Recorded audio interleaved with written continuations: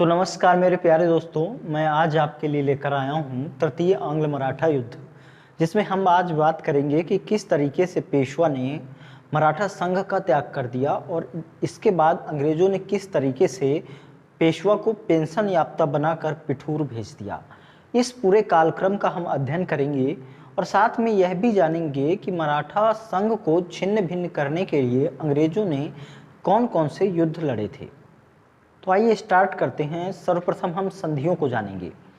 देखिए, सबसे पहली संधि होने वाली है नागपुर की संधि। नागपुर महाराष्ट्र में पड़ता है और वहाँ पर अप्पा साहब भोसले और अंग्रेजों के मध्य संधि होगी मई 1816 में।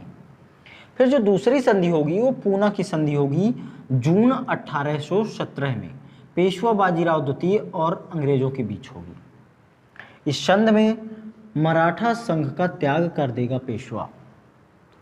पेशवा हमेशा से ही मराठा संघ का प्रधान रहता था और यदि पेशवा त्याग कर देगा तो मराठा संघ भी छिन्न भिन्न हो जाएगा।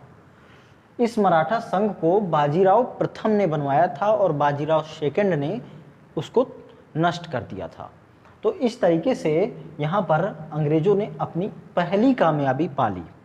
अब देखिए कि तीसरी संधि होगी ग्वालियर की संधि नवंबर 1817 में, दौलत राव सिंधिया और अंग्रेजों के बीच। ये सिंधिया घराने से थे और ये अंग्रेज थे। सिंधिया घराना ग्वालियर से रिलेट करता था। तो इन दोनों के मध्य एक समझौता हो जाता है कि हम लोग पिंडारियों के दमन में एक साथ रहेंगे और पिंडारियों के खिलाफ एक साथ युद्ध करेंगे।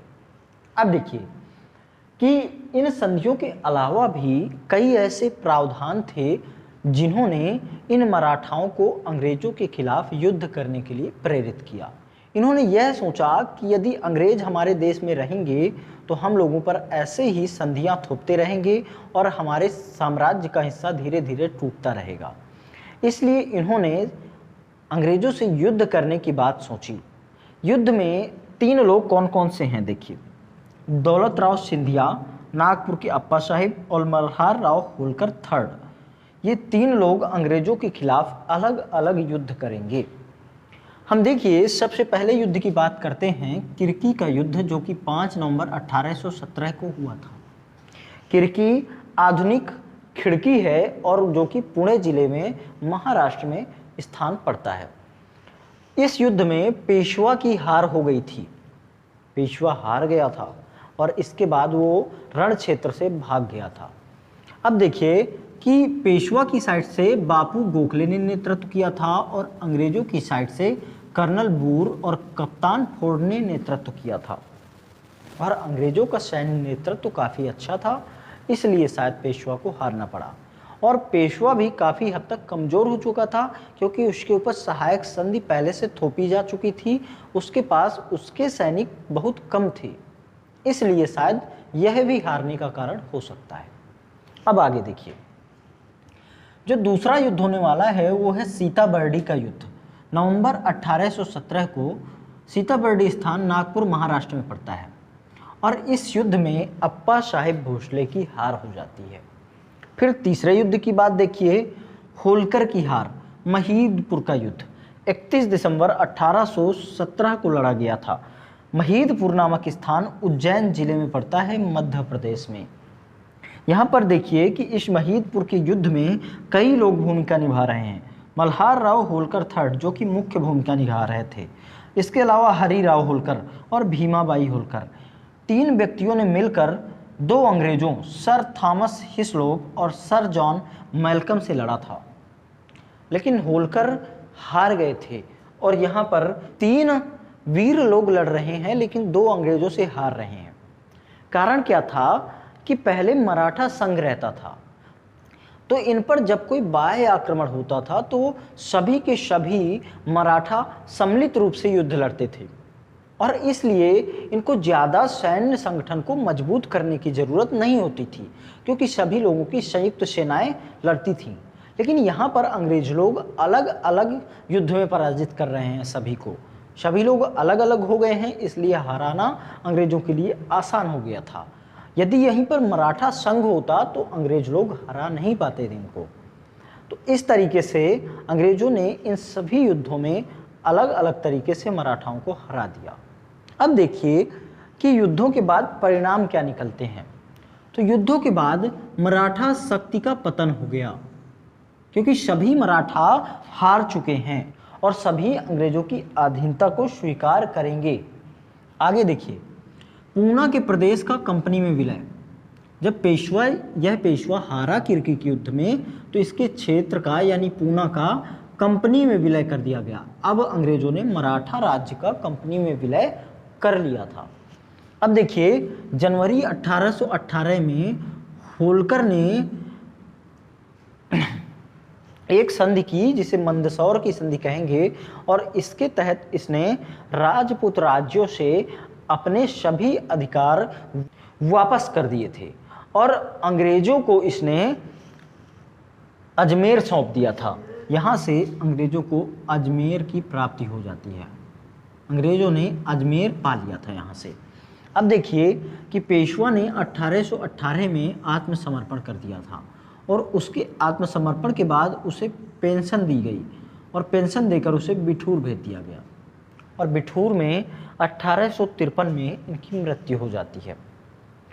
इससे पूर्व ही इन्होंने एक पुत्र को गोद लिया था, जिसे आप नाना साहब द्वितीय के नाम से जानते हैं। नाना साहब द्वितीय, इन्होंने ही कानपुर से नेतृत्व किया था स्वतंत्रता संग्राम का, 1857 के स्वतंत्रता संग्राम का।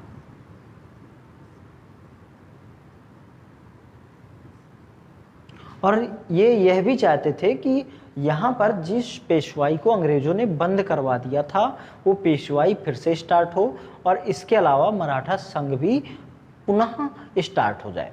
इस तरीके की बात करने के लिए इन्होंने 1857 का सैन्य नेतृत्व किया था। अब देखिए कि मराठा शक्ति के पतन के कारण क्या रहे हैं। अर्थनीति का अभाव। सर, ये जो अर्थनीति का अभाव है, कारण क्या था कि मराठा लोग कभी भी एक आर्थिक व्यवस्था का पालन नहीं कर रहे थे। वो पूर्व से भी लूट मार की नीति पर विश्वास करते थे, छापा मार युद्धों पर विश्वास करते थे और वो लोग बड़े बड़े सेठ महाजन लोगों के यहाँ और इसके साथ ही पड़ोसी राज्यों पर भी वो लोग आक्रमण करते थे और वहाँ से जो भी धन लूट कर लाते थे, उसी से एक नियत काल के लिए वो लोग अपने साम्राज्य को चलाया करते थे। लेकिन चूंकि एक अच्छी व्यवस्था नहीं थी और इसका कारण क्या था कि वहाँ पर कृषि योग्य अच्छी भूमि भी नहीं थी, तो ये लोग कैसे अपनी आर्थिक व्यवस्था को सुदृढ़ बनाते। तो इस कारण से अंग्रेज लोग इनसे आगे निकल गए, क्योंकि अंग्रेजों की अर्थनीति अच्छी थी, उनके पास विभिन्न केंद्र थे, उनका इंटरनेशनल ट्रेड चल रहा था, उनके सहायता के लिए बहुत सारे जहाज इंग्लैंड से आ सकते थे, उनके पास उच्च कोटि के हथियार थे, तो कहीं ना कहीं मराठाओं से वो आगे निकल चुके थे। अब देखिए कि मराठा संघ का असंगठन। ये जो मराठा संघ था, जिसमें होलकर थे, जिसमें सिंधिया थे, जिसमें गायकवाड़ थे, जिसमें भोसले थे, इन लोगों में भी आपस में युद्ध होते रहते थे, आपस में छिटपुट घटनाएं होती रहती थी, जिस कारण ये लोग धीरे धीरे करके असंगठित होने लगे थे। ये लोग एक दूसरे के खिलाफ भी एक्टिविटी करने लगे थे। शायद यही कारण था कि अंग्रेजों को मौका मिल गया था और वो लोग यहाँ पर आक्रमण कर पाए और इन क्षेत्रों को विजित कर पाए। अब देखिए कि दोषपूर्ण सैन्य संगठन। पूर्व में हमने देखा कि शुरुआती दौर में मराठा लोग छापामार नीति का पालन करते थे और छापामार नीति एक विशेष नीति थी, जिसमें ये लोग पहाड़ियों पर छिपे रहते थे, या कहें कि ये लोग लगभग दशहरा के आसपास ये लोग अपने किलों से निकलते थे तिलक लगाकर, और इसके बाद ये लोग विभिन्न क्षेत्रों में लूटपाट करते थे और अंततः ये लोग अपने किले में चले जाते थे। दूसरी बात क्या है कि ये लोग छुपकर युद्ध करते थे और अचानक ही जंगल में गायब हो जाते थे और फिर इसके बाद यकायक ही आक्रमण कर देते थे। तो इन्होंने उन पद्धतियों का त्याग कर रखा था क्योंकि अब पेशवाई बन गई थी तो ये लोग आमने सामने के युद्ध में ज़्यादा विश्वास करने लगे थे, और जिस कारण यह भी इनके हार का कारण हो जाता है। क्योंकि जहाँ कहीं भी छापा मार प्रणाली या गुरिल्ला टैक्टिक का यूज हुआ है, वहाँ पर वो टैक्टिक का यूज करने वाले व्यक्ति ही विजित होते थे। अब देखिए कि पड़ोसी राज्यों से वैमनस्य, इनका पड़ोसी राज्यों से संबंध खराब था, क्योंकि ये लोग अपने पड़ोसी राज्यों पर ही चौथ लगा देते थे। चौथ ऐसा कर होता था जो राज्य की सुरक्षा के बदले दिया जाता था। तात्पर्य है कि मराठा लोग किसी राज्य पर आक्रमण ना करने के बदले में उस राज्य से टैक्स लेते थे, और इसी को आप चौथ कहते हैं। फिर देखिए और क्या बात होती है कि पड़ोसी राज्यों के खिलाफ ही हमेशा इनकी एक्टिविटी हुई है।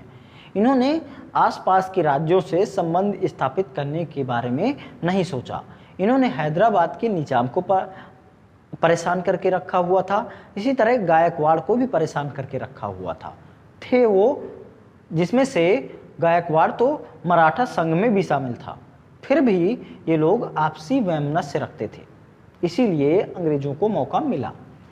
आगे देखिए कि कंपनी की गुप्तचर व्यवस्था। कंपनी के जो गुप्तचर रहे हैं वो इन मराठाओं के गुप्तचर से तेज रहे हैं। एक वेल ट्रेंड गुप्तचरों की नियुक्ति की जाती थी अंग्रेजों द्वारा, जबकि इनके स्थानीय गुप्तचर होते थे।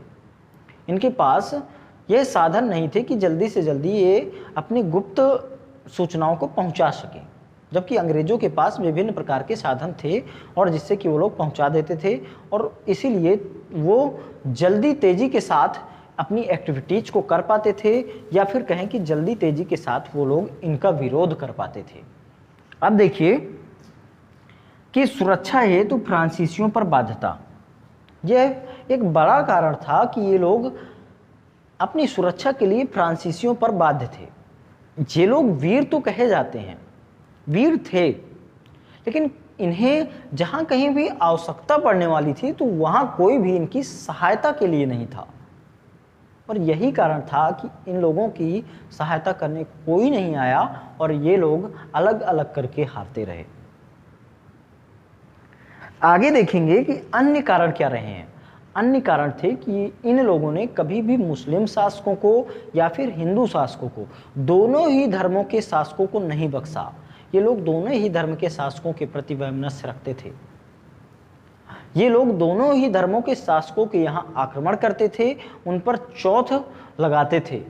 तो दोस्तों हमने आज तृतीय आंग्ल मराठा युद्ध को जान लिया है, वहाँ पर होने वाली संधियों को जान लिया है, और इसके साथ ही विभिन्न युद्धों को जान लिया है।